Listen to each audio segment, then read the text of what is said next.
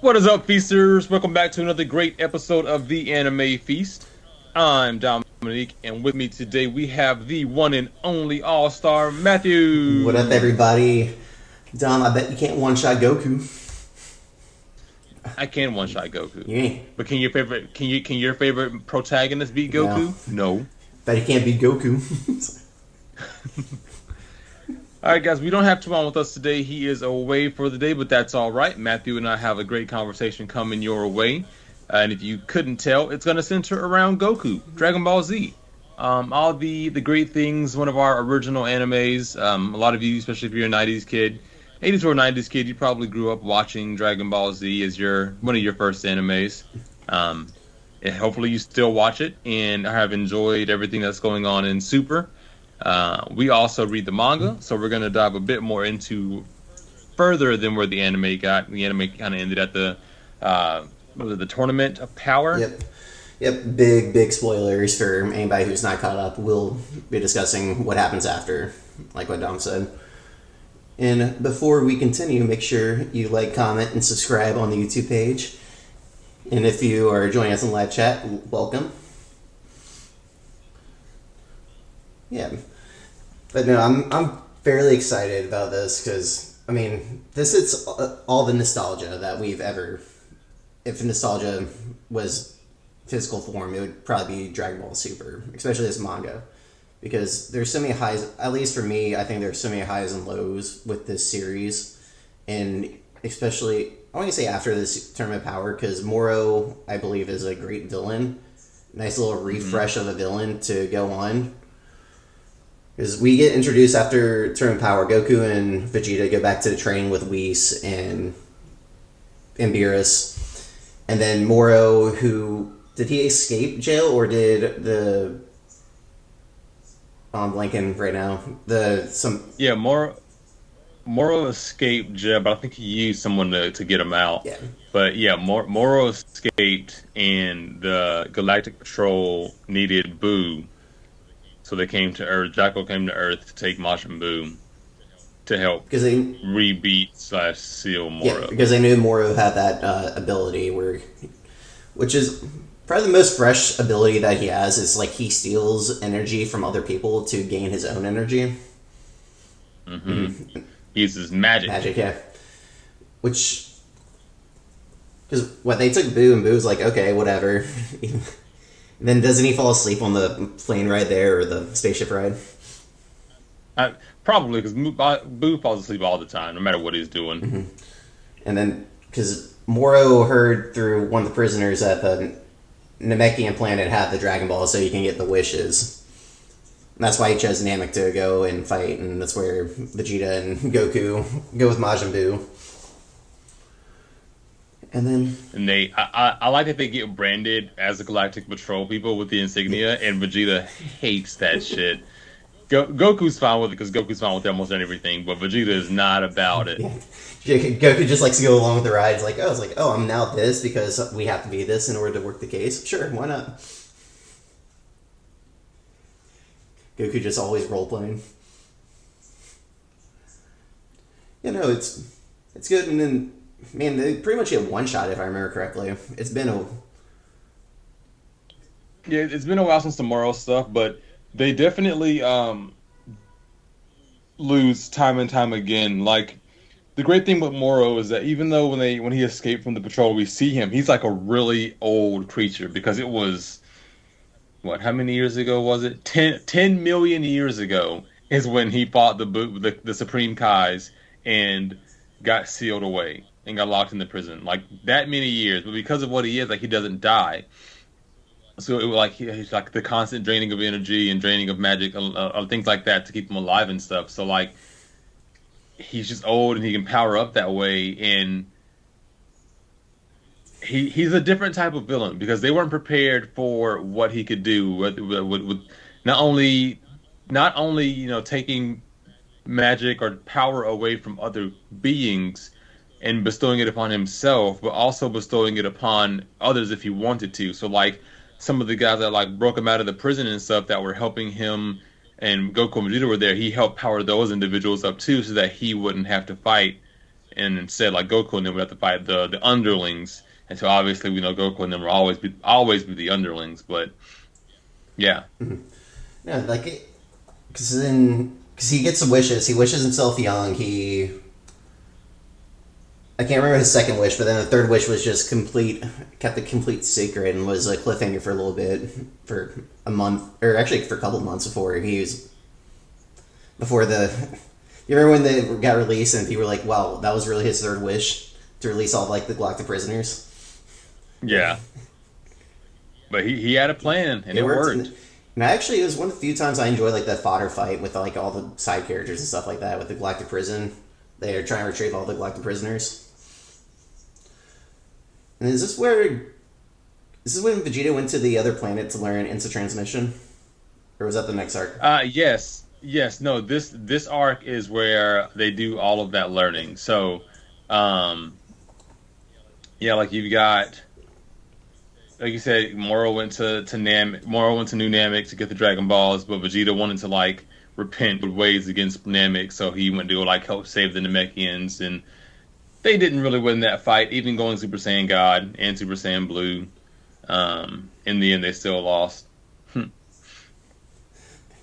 Oh yeah, and just kind of seeing how Moro easily was able to kill people, and like just take it.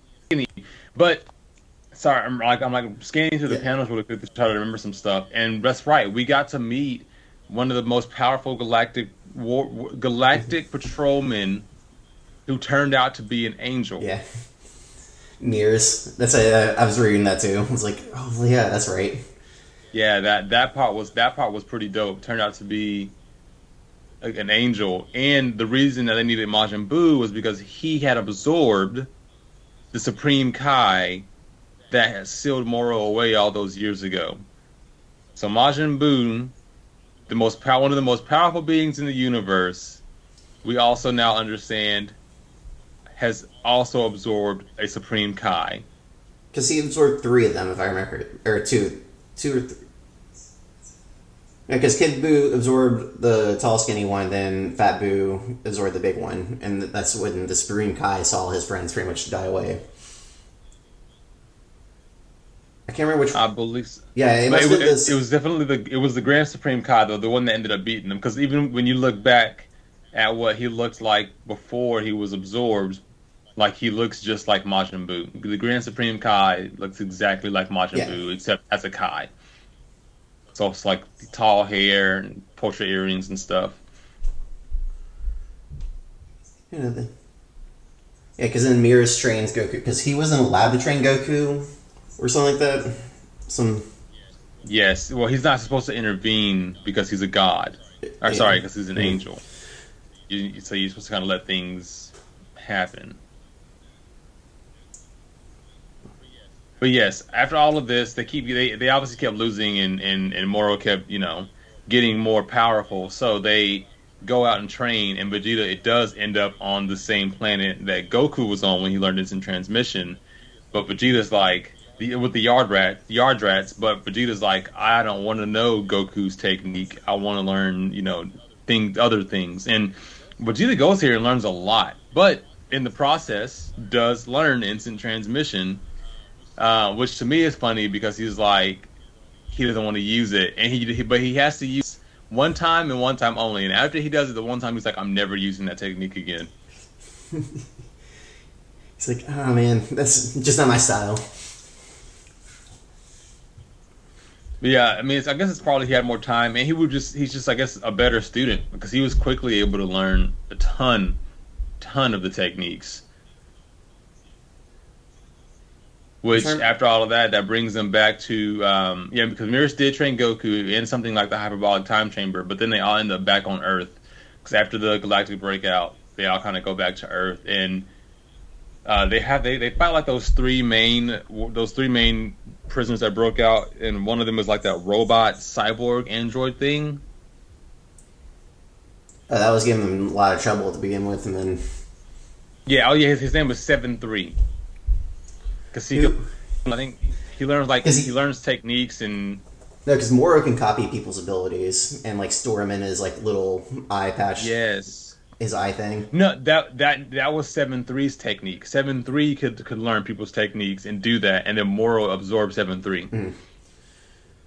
Well, he kind of absorbs 7-3, or that's the part gets confusing because I'll come up till the next with the heaters and stuff and granola. Was 7-3 with them? Yeah, 7-3. Like I think the beginning, like because somebody steals 7-3's power and starts making clones, and that's where granola retrieves that for the heaters. That's right. Yeah. But before all that, was Moro what? Because Goku eventually does learn to perfect the Ultra Instinct, and I don't really remember how they don't get their power stolen from Moro while they're fighting. Vegeta learns how to, as when fighting, one of the yard rat techniques he learned was to his attacks like drain energy from the opponent or something like that. Like he takes away from the opponent, like so he kind of was he was the perfect counter of Moro.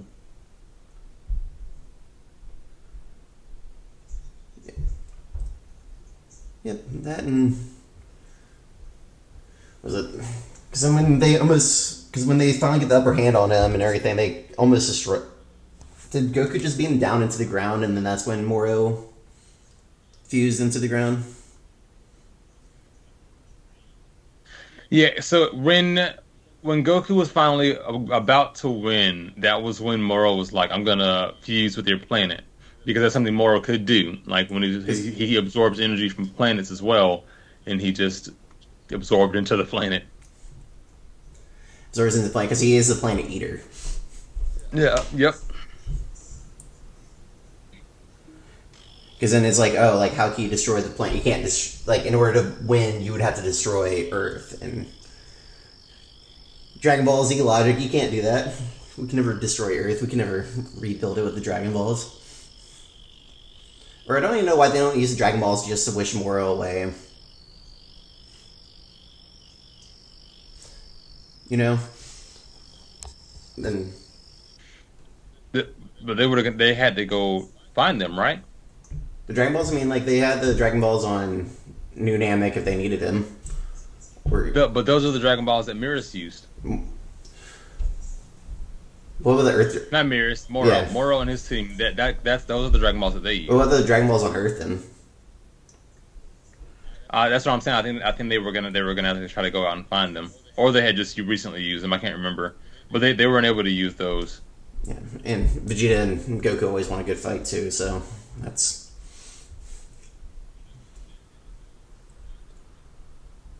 Good old Dragon Ball logic. I'm like, oh, we can just wish these guys away, or we can. Yep. Because then, Mirrors fights him, like, he's not supposed to. Because once he revealed he was an angel, he wasn't supposed to be a part of the Galactic Police anymore. Or he was from a different universe that was just intervening with Universe 7. Wait, say that again? Mirrors. Like, he wasn't supposed to interact with the fight anymore. And he was just correct. Yeah, he wasn't all being, and unfortunately, he doesn't do that at all. Well, he does for a while, but he just can't take watching the Earth lose. And what kind of sucked about that was Mirrors, Moro absorbed Mirrors and learned his technique. Sorry, no, I think 7-3 learned his technique, and then Moro got that from 7-3. 7-3. Yep. Okay, yeah, I'm seeing. And he's not supposed to help because the angels aren't supposed to intervene in the decision power of the universes because they're just supposed to let everything happen because why would they help the good guys win? Except to turn back time. Yeah. Oh, yeah. So Vegeta's technique that he learned from the Yard Rats was called Forced Spirit Fission, and it is literally punching the energy out of Moro's body. So all the energy that Moro steals, he just punches out of him, and they can see it forming a ball in the sky, making him a little bit older. Man.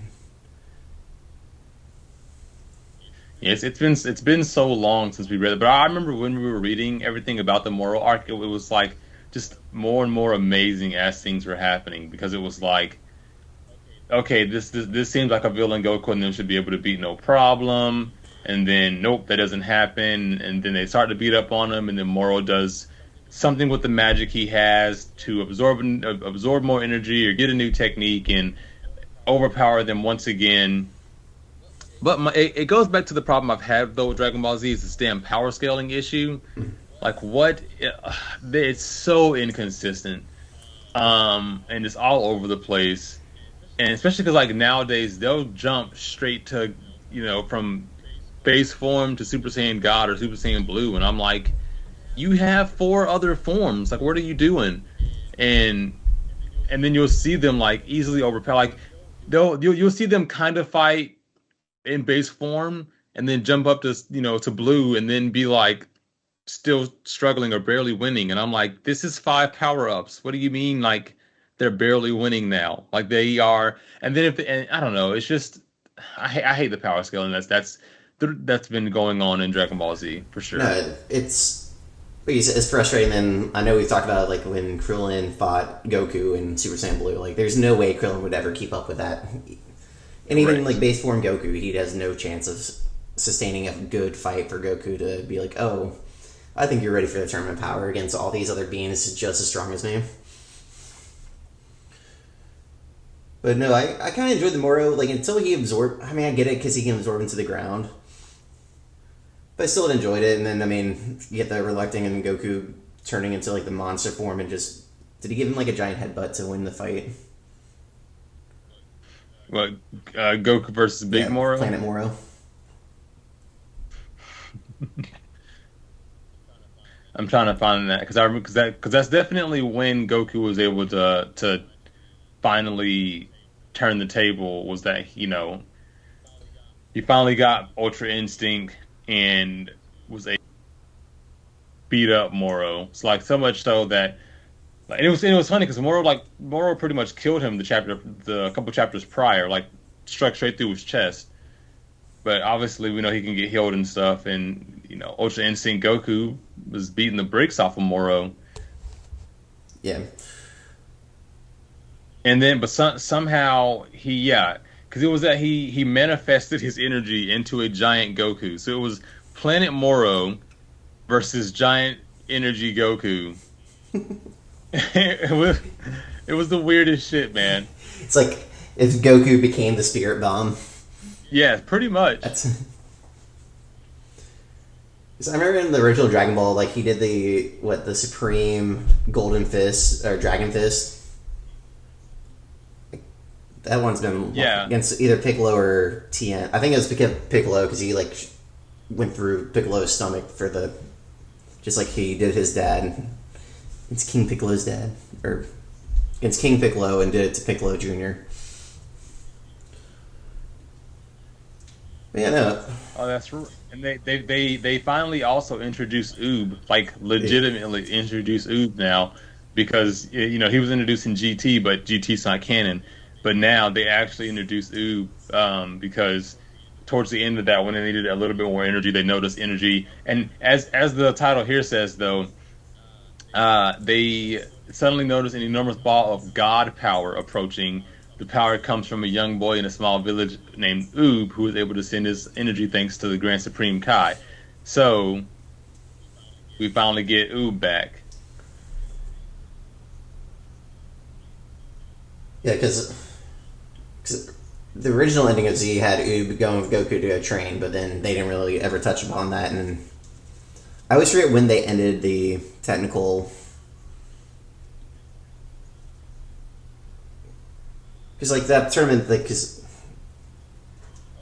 Oh, okay. So yeah, that's sorry. You talked about you wanted to know how they beat Moro. yeah, So yeah, with the Ultra Instinct Avatar Giant Goku, as he's like overpowering him with his Avatar body, he jumps down like punches the crystal in Moro's skull, and it explodes, and that is like the end of Moro. yeah, I get it. Like, I'm happy how the fight ended, but it's just like, like he explodes just himself, but doesn't explode the planet. Yeah. Yeah. You gotta always have a happy ending in Dragon Ball, though.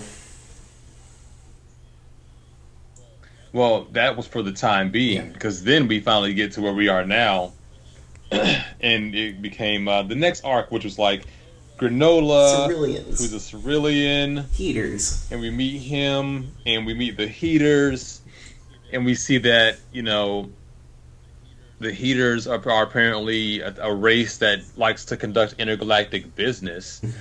Not even fighters; they're just intergalactic businessmen who are evil and kind of work with Frieza. And we learn that the that Granola is the last remaining Cerulean who his village, his people were actually killed by Saiyans, and he was spared. I mean, it was like an order sent out, but Bardock, Goku's dad, was sent there to that planet and saw like the mom cowering to protect the baby, which was Granola and his mom, and let them go. But as they were about to like escape and go hide somewhere, uh, Gas found them, and I think Elric found them first. Like he was pretty much told that like Gas was like go eradicate them, like finish the job pretty much. And so we get like we don't get to know about what happened there, but we know that Bardock won and beat Gas, who we know is like an amazing fighter because we saw Gas fight Granola, right? Is that what we saw early on, or we saw Gas beat Because somebody Gas else? is I mean, he's short, but he's like the bodyguard of the Heaters, but he's the Hmm. strongest one beforehand. I don't know how he became. Like, I know we're in the chapter we're talking about now. Like, we kind of see how Gas is actually as powerful as he is. But the chapter we just read, apparently, like back in the day, he was just the crybaby of the group. But he was also still Yeah, strong because 40 years ago was when he fought Bardock, and he was still like I think he probably still killed going toe He to still toe probably with. killed Bardock, and the I can't remember the Namekian name that kept Granola. But I mean, they just ran away, even though Gas knew where they lived. I mean, they knew where they were staying. There's just a couple plot holes, but Usual yeah, Dragon Ball Z stuff. But yeah, and then because it was interesting because we meet another Namekian who I guess is the guardian of the planet because he's the one who has the Dragon Balls. Um, we meet the Cerulean, well, the Cerulean, the one. We meet, and it was interesting because it was Goku and Vegeta planning like training on the planet in Beerus, and we learned that Vegeta is trying to learn to become or handle destruction energy. We all know is learning to like master Ultra Instinct, and it was cool because we get to see like we do get to see Vegeta start to learn how to do Hakai and how to do destruction. Um, and I think one of the most hype things that happened during this time frame was that Vegeta we got to see Ultra Ego. So like we've seen Goku's Ultra Instinct, but then we also got to see Vegeta go Ultra Ego, which is his just, destruction mode, which is really cool. man, I love that part of the fight against him and Granola because like Granola was working with the Heaters, and then like he Hmm. found out that his Namekian he's been living with can make Dragon Balls, and he got the two Dragon Balls to gain his power, but in order to become the strongest in the universe. But for Yep. the consequence of becoming the strongest in the universe, he can only live for like another month or so. Yeah, it pretty much took the time it was going to require for him to get to that level of strength. Normally, it took those years of his life away from him. So yeah, he doesn't have much time left on this Yep, world. and then that's when, like, because he's going to try and find, because the Heaters tricked Granola into being like, oh, like you have to beat the Saiyans in order to get to Frieza. And they tricked the Saiyans Yeah. too because they found Goku and Vegeta and were like, "Oh, come to this planet and help us with Yeah. this, yada yada Like, they're yada." taking us over, even though they're the ones who took over the planet to sell the free. Yeah, Because they did like a double backdoor, because the Saiyans took over that planet to get to Frieza, but then the Heaters got that planet to sell to Frieza. Even though it's like, I don't know how the Saiyans didn't just tell Frieza, it's like, oh, by the way, like there's other people, or the Heaters like, oh, yeah, we took this planet over, not the Saiyans. whatever the great plot holes of Dragon Ball. That's business, baby. It's just business. Finders keepers.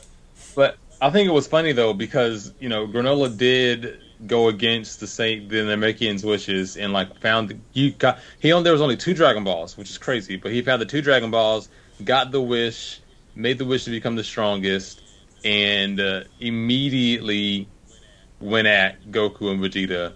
Because it was funny because the Oracle Fish was telling them like the most powerful fighter in the universe is about to be awoken, and they were like, "Oh, who is it? Is it me?" Like yada yada yada. No, it's this random being named Granola whose whole purpose in life is to get revenge against Frieza. But to get revenge against Frieza, he also needed to get revenge against the Saiyans because he thought the Saiyans were still working for Frieza because Elric and the Heaters never told him that Frieza was defeated, and they didn't even know that like Goku and the Saiyans were the one to do it. Goku and Vegeta were the ones to do it. So that part was interesting, and then they were having the fight. But what happened is what always happens with Goku. He ends up like wanting to train someone while fighting them. But no, sorry, Vegeta did it this time. After they were fighting for a while, and they were both getting beaten and blasted away. Vegeta found out where they were. He saw like the big 8 footprints and was like, "Oh, we destroyed I remember this. Like I remember hearing about this. We destroyed this planet," and like kind of talked to / like trained on how to like maintain your newfound power to Granola, just for Granola to continue beating their ass. Like Granola was putting in that work on them. But this brings me back to the power scaling thing. They were losing to Granola with their Ultra Ego and Ultra Instinct forms without Granola using all of his power or knowing how to use all of his power. And then we get Elric finding out about the Dragon Balls. Somehow the Dragon Balls being able to be used again, like they were just used. Somehow they're being able to be used again to then make Gas the most powerful fighter in the universe, and whoops up on Granola. But somehow, like he's like Goku's able to like have what he had in this latest chapter of like fighting off. And then Gas just pulling out random, like, at first he doesn't use any of his new power. He's like, oh yeah, this is just my base form. And then it's like, when he started invading, it's like cracks the neck a little bit. It's like, I guess I should use this new power that I just obtained. Oh man, yeah, Gas, like, I thought it was very interesting to see Gas, like, grow old. Like, his for him, what it was to power up was to obviously get older and, like, see him grow up and become, like, an adult form. But then how he was able to just like use his energy to form weapons, all types of weapons, no matter where they were, and also apparently can telepathically like move things from around the planet. And I don't know, Gas's repertoire is nice. I would love to be that type of fighter. Like he can do almost anything. He's getting out the Bardock treatment too, because like the thing around his head at first is just like to help limit his power, so he doesn't go berserk every single time. Then Alec, who's the leader of the Heaters, when he's like, "Oh, you can take it off now," and that's when he just goes, "It's like I'm a strong fighter," and then like Super Saiyan Broly is like, "Now I'm a buff fighter." yeah, he lost full control and was like going berserk mode, and then like. But the bullshit happened, and it always happened. Was Elric was like, then he can control it all of a sudden. After Elric said like 2 words. I thought you weren't going to lose, and then all of a sudden, fucking Gas is back in control, and I'm like, that's not how that shit works at all. Listen, just always does. And then Vegeta, like they found that they need the sensu beans, and then they just give it to Granola. It's like, this is not our fight of battle. This is you're the one who wants revenge. That was probably the smartest thing Vegeta's done in a while. Just be like, and I'm not the one who needs to be having the sensu bean. It needs to go to Granola. And unfortunately, that did literally nothing because Granola got his ass beat again. And Goku's like, oh yeah, thanks to Namekian for healing me up. Don't heal Vegeta. We don't need him to actually have a W.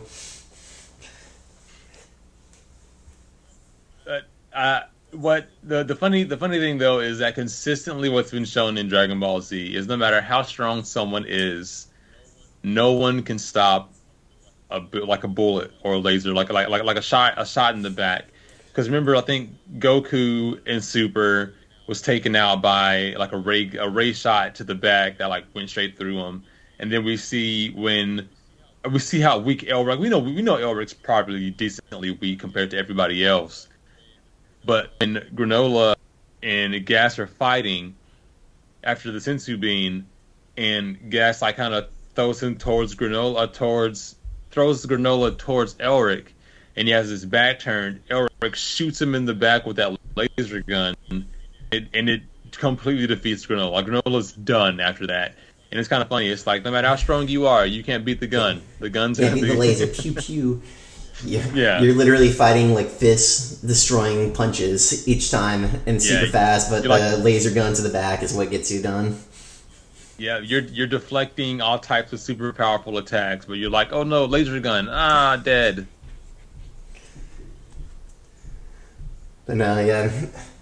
And then, so that pretty much almost leads up to where we are right now, like on Chapter 82, and we're about to get the good old backstory of Bardock, finally. Bardock is officially canon now. He's been canon. What? Bardock's been canon. I thought the movie was not canon, or was it canon? The Super Saiyan movie is not canon, but Bardock's been canon. Oh, when Frieza destroyed the planet Vegeta, when the guy that looks... Bardock's been canon as Goku's dad, but we haven't seen a ton of things that Bardock's done outside of like this Broly movie and that have happened in the anime. But yeah, now we get this with Gas that was so highly talked about, because I think they did say that he defeated Gas back then. Obviously, he didn't kill him, but like defeated him, so we get to see what he did to win that fight. Funny, it's weird though, because we get to see it, but all they're doing on Planet Cereal is hearing it, because I find it so crazy what they do. All of a sudden, the Namekians still, for some reason, had Bardock's scouter that was broken, but Vegeta somehow knew that it still had a file on it from the fight versus Gas, and they're needing to know how Bardock beat Gas so that they can figure out how to beat Gas, and so like all of a sudden this happened. I did enjoy though. I enjoyed Goku and his like simple way of managing and making time against Gas. Like as they said with Granola, when Granola first got his power up, he was like, he has new power, he doesn't know how to fully use it. So like that's how we can beat him. And the same thing happened with Granola. Even though Granola was starting to really master his stuff, Goku was like, I'm still better at instant transmission. And then pretty much like brought the kid out of Gas, where he was like, you're not better than me, and then tried to show off that he wasn't better, and Gas fell for it. So every time Goku was like, then catch me, and would leave, Granola would just Gas would just keep going after him. And I loved Goku's ploy of just like going further and further and further away, somehow finding Whis within the realm, getting to Whis, and then immediately taking the fuck off and like transporting back to Cereal and being like, you can't catch me now, bitch. And then was it Gas just looking at Whis like, where'd he go? He's like, oh, he went back to the Cerulean planet. And he's like, crap, I don't know where that is. I can't instant transmit. That was hilarious. It was like, where did he go? If we really want to, which I love Whis, because Whis really does like not get involved. He's like, I'm not gonna be for the greater good or not. He was like, Goku with the Planet Cereal. He's like, oh, well, where's Cereal? It's about that way. And he was like, okay. And Gas just took off. And then he called Goku, and he was like, just so you know, that guy you brought to me, which I didn't appreciate, it's coming after. It's coming to you. He'll be there in 20 minutes. Mm-hmm. Yeah. Like, I was enjoying myself eating, as always. I was having these tasty desserts, and you just had to come interrupt my dessert time. Yeah. The Oracle Fish was like, who was that? It's the person you were worried about, bro. I was like, oh, hope they have fun. Oh man, but yeah. So now we're gonna get that. So it's interesting because like Granola is being healed, so he's not dead, but he's being healed. Vegeta's up, Goku has energy, so but like obviously not enough to beat Gas. So I'm curious as to who is going to actually be the one they're going to allow to win this fight because like you have Goku, who is Bardock's son, and as we just told him, to truly master your own form of Ultra Instinct, you have to figure out like who you are, and then all of a sudden we get like Bardock saying you must live, which then triggered Goku in his past memories and baby memories, and like awoken him apparently. So something tells me that that's going to be the trigger that Goku's going to know who he is and somehow get his like finally get his mastered Ultra Instinct form. Um, but then will that be enough to beat Gas? Will it be like Goku once again being the person to defeat the main villain? Or will Vegeta somehow get a power up as well and Ultra Ego does him in? Or does Granola get back up and beat Gas? Like who's the final victor over Gas out of the three? I think next chapter will be the flashback for Bardock. The chapter after that will be Gas returning to the planet. Like I think they'll have like a little standoff with like the heroes versus the heaters. Like they'll all stand together as like, okay, this is the final showdown. And then 2 chapters of fighting. And I'm going to throw a wild theory out there that Goku and Granola will do a fusion, and then so they both get the dub. Yeah, you weren't expecting that. I literally just saw that. I was like, I don't think that's going to happen, but I'm going to just put it out there and see. On 3. Who's gonna teach March 20th. Who's gonna teach Granola how to do a fusion? Oh, Vegeta will be like, oh, just do this, just follow his movement, and you guys will be fine. It's just a wild theory. I'm just gonna say it. So then, if it happens, it happens, and so then 2 people get dubs. Yeah, that's 1,000% a wild theory because that's crazy. I don't think that's gonna happen, but I think if anybody should get the true dub, it should be Granola. And then, because I mean, he's going to be killed off eventually, unless they get the Dragon Balls and wish that he was back to his normal self, which could potentially. Because I'm actually enjoying him as a character. I would love to. I wonder if something like that could work though. You know, like he does that. Like he wished for this power up, and then like, okay, I got to take this many years of your life. Now you only have X amount of time to live, and then Gas just or like somebody goes and finds the Dragon Balls, and they're like, okay, now I wish to add another 100 years to my lifespan. And it's like, like, I found the loophole here. I can just wish more years of life onto myself and keep powering up. This is 100% a cheap way though, like to become some of the most powerful warriors is to just wish that you were the most powerful. Wish you're most powerful, and then just the loophole is like, oh yeah, like, oh, you'll die eventually. It's like, or I can just get the Dragon Ball and not die. Yep. I am smarter than you think. The great loopholes of Dragon Balls. That's fun.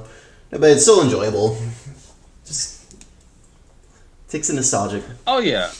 Yeah, Dragon Ball, it will always be awesome and fun to watch. It's just to the point where like this arc's been pretty interesting just because it's always like who's the next person to be more powerful. It got us the anti-hero in Granola, who was like the protagonist or the antagonist, and now it's like on the hero side because he was tricked the whole time. And then we had like the true villains being the heaters and what they were doing, and Gas getting this random power up with the bullshit of like Elric finding both Dragon Balls really quickly somehow, and then powering up Gas, and then Goku once again doing his thing, and somehow being able to find Whis planting a communication device in Goku's pocket, and then Whis giving Goku, as Goku called him, he's my master, him giving his student advice that's not advice. Find out who you are. Like, what type of advice? I hate that about Sensei's advice, but it's always like, find out who you are, who you really are, and then literally after hearing that, like 10 minutes later, awakening because your dad said live. Like what? Well, he's got to get the power up somehow. I guess. So like it'll be interesting to me because you have the Goku stands who are like, Goku loses every fight, but then again he's the one who he's the one who in the end always wins. But then even though he always uses everybody else's attack, just like we were saying with Moro, technically Goku won, but he was using power from other people, including Oob, to get that victory. And now you have it once again where we finally got the next level of Vegeta. We're like, yay, we have Ultra Ego Vegeta. We have a Vegeta that's on par with Goku, who, like, with the Moro stuff, was doing something Goku couldn't do. We saw him, like, learn way more from the Yard Rats than Goku did. New abilities, things that should make him be able to win. And, now he knows how to go Ultra Ego and use destruction energy and yada, yada, yada, but still got his ass beat. And it's like, so it's looking to be like another win for Goku after multiple losses, while Vegeta had one power up that still resulted in a loss. I just love the destruction. It's like, oh yeah, he gets beat on more, but that gets more powerful, but it's only for like a limited amount of time. And then, but I just like Goku gets power up because he's unlocking memories that have been dormant. He's getting like a quick therapy session, and that unlocks more power for Goku. How do I get stronger? Go to therapy.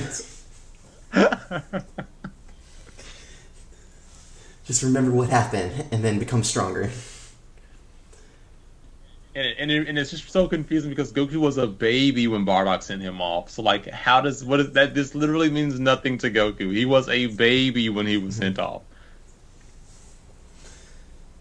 It's out of Saiyan love, even though they're not supposed to love. They're supposed to be creatures of destruction. Well, that's why they never knew how to go Super Saiyan. If you don't have emotions, you can't go Super Saiyan. Well, that's bullshit. Yeah. Because originally, if you didn't have emotion, like that's how Goku unlocked Super Saiyan, and that's how like people were starting to go with Super Saiyan, was like with the emotional attachment. Like Bardock did the same thing when he was the legendary Super Saiyan in that alternate universe against Frieza's brother or whatever. But then when they were teaching, I had his name and I lost it. The Saiyans from Universe 8. Oh, Cleffa? No, not her. The first one they taught. The boy. The Vegeta-looking one? Yeah, the one Vegeta taught.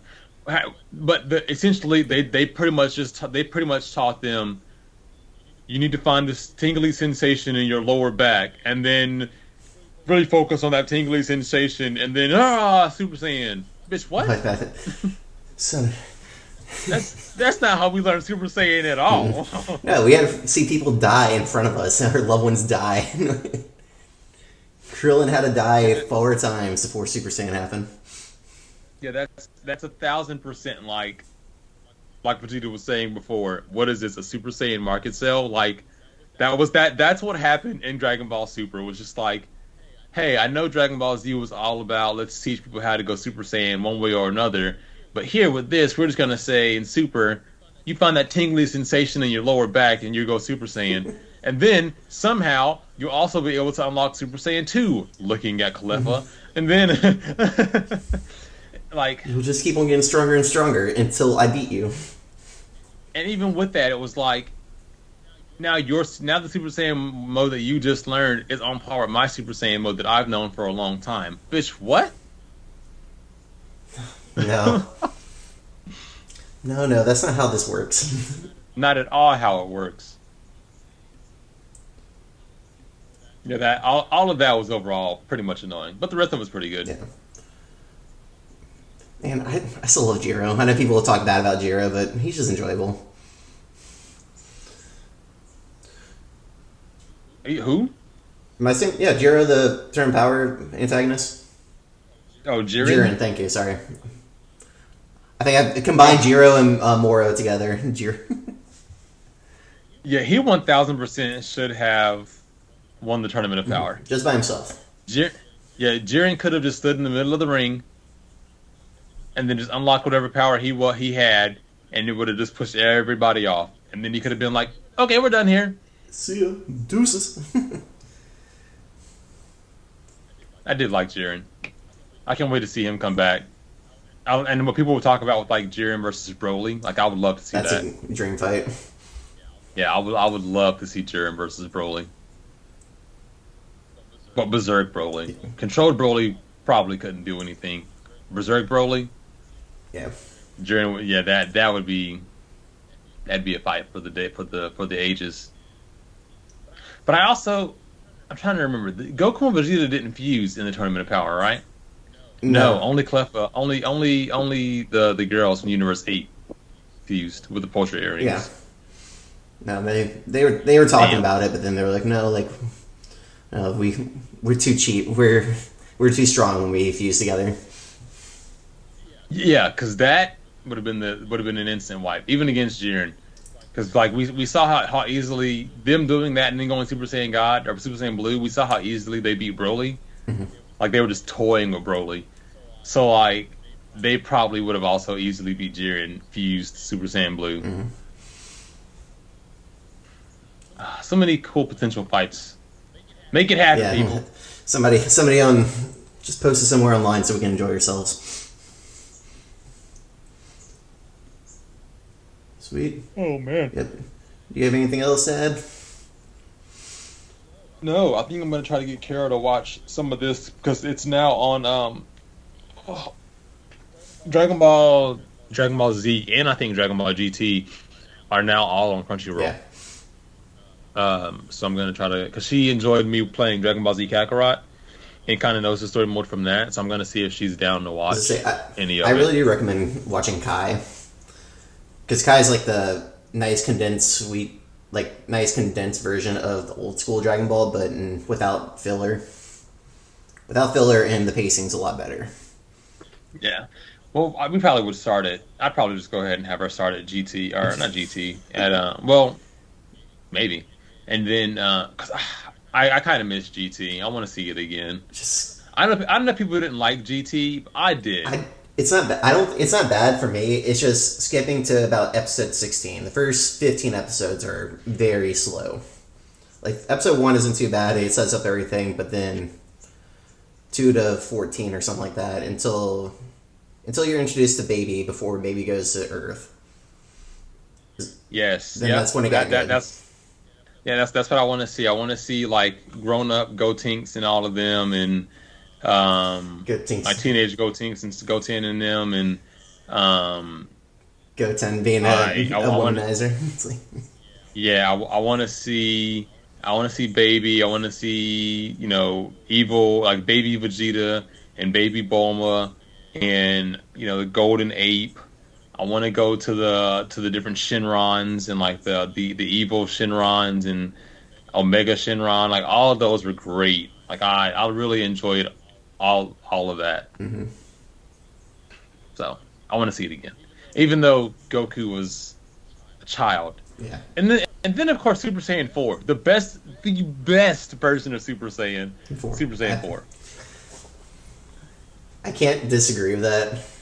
Because Super Saiyan 3 was still weird. Like, Super Saiyan 3 is still weird because, like, he grows his hair super long in order to use more powers. Like, I don't...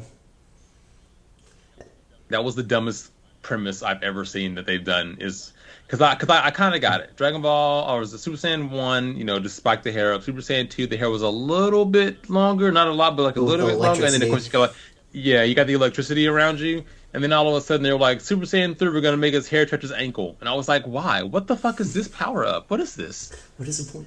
And then it was like so strong and took him so long to do that he could have like destroyed the planet while going Super Saiyan 3. But then Super Saiyan 4 is just like nice and clean and brings them back to their Saiyan roots with like the tail and the ape form, but not the ape form. I loved it. I was like, oh, this is much chef's kiss. Better.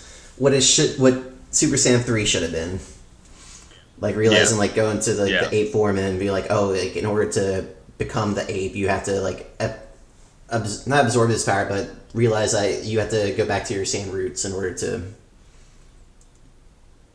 Like what you just said. But that's... that's what they should have done. And, oh well, they didn't go that route. They went Super Saiyan God, Super Saiyan Blue, That's fine. all this other nonsense. 5 pure-hearted Saiyans get together.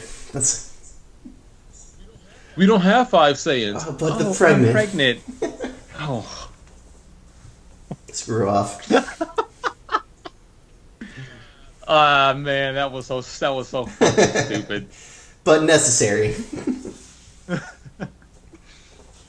Just for that, just for that to still lose against Beerus, but So whatever. listen, Beerus, Vegeta's not a pure-hearted Saiyan. He's still evil. He literally has destruction power. But I guess that's the thing. He couldn't maintain ego because he's not so evil at heart anymore. My wife. So I don't know. Don't touch my Bulma. Oh, so many good things from Dragon Ball Super. But yeah, no, that's all I got. That's all I got. Well, guys, outside of that, if you are, well, I guess it's a little late for the tune in, but if you are tuning in, be sure to hit that subscribe button and hit that notification bell so that you get notified when we go live. Be sure to follow us on our social medias. We are on Instagram as The Anime Feast, on YouTube, TikTok, and Twitter as Anime Feast. God, we have so many platforms now. So yeah, be sure to follow us, guys. Give us your opinions on Dragon Ball Z, Dragon Ball Super, or Dragon Ball GT. Which ones do you like?